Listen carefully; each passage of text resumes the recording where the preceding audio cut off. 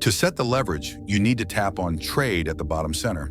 Then go to Buy, and at the top, you'll see a list where it says Leverage. Tap on that, and you'll be able to adjust the leverage.